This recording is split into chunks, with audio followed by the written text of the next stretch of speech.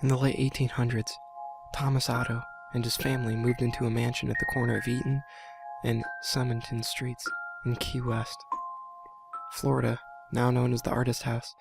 The Ottos were to be stern with their servants, sometimes even mistreating them. It was the treatment of one such heightened servant that provides a twist in this story. This woman is hired to take care of their son, Robert. One day, Mrs. Otto supposedly witnessed her practicing black magic in their backyard and fired her. Before she left, the woman gave Robert a lifelike doll which stood 3 feet tall. It had buttons for eyes, human hair, believed to be Robert's, and was filled with straw. Dolls that resembled children were not unheard of during this time, but this one proved to be special. Robert named the doll after himself and often dressed it in his clothes. Robert, the doll, became his trustworthy companion. He took it with him on shopping trips into town. The doll had a seat at the dinner table where Robert would sneak at bites of food when its parents weren't looking. Robert would even be tucked into bed with the boy at night. Soon, this innocent relationship took a strange nature. Soon after, Robert chose to be referred to by his middle name, Jean, after being scolded by his mother. He told her that Robert was the doll's name, not his. Jean was often heard in his toy room having conversations with Robert.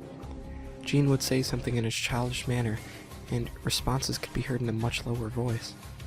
Sometimes Jean would become very agitated, worrying the servants and his mother.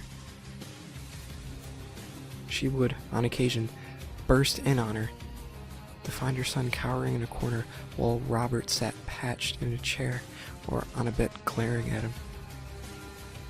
It was only the beginning. Household objects would be found thrown across the room.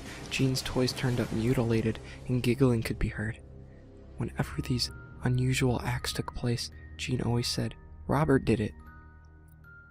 The boy took the punishment, but always insisted the blame on Robert.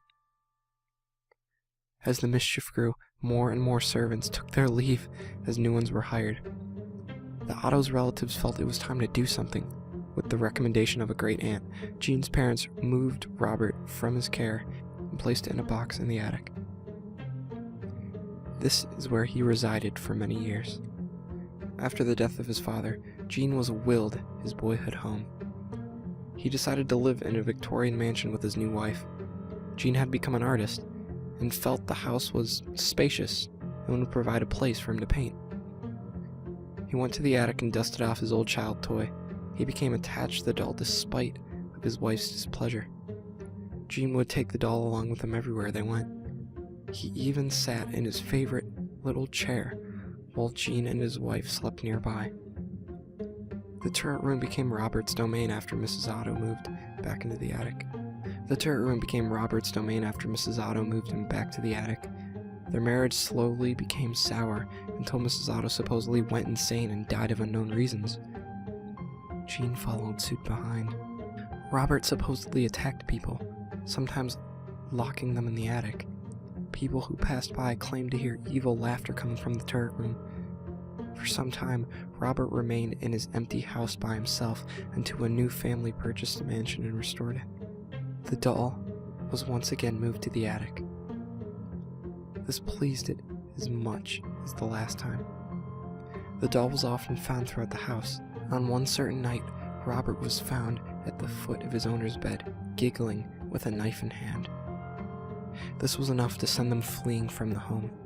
Robert was later moved to the East Mortello Museum in Key West, where he sits perched in a glass box. Despite of his new living quarters, the doll is believed to have given up its menacing ways. Visitors and employees claim that they see the doll move. His smile has been known to turn into a scowl. One employee cleaned Robert, turned off the lights, and left for the night. The next day, he returned to find the lights on, Robert sitting in a different position as the night before, and a fresh layer of dust on his shoes. Some say he'll even curse you. If you want to take a picture of him, you must ask politely. He'll tilt his head in permission.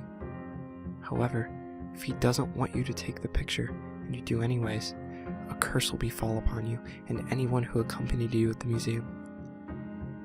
The same will happen if you make fun of him.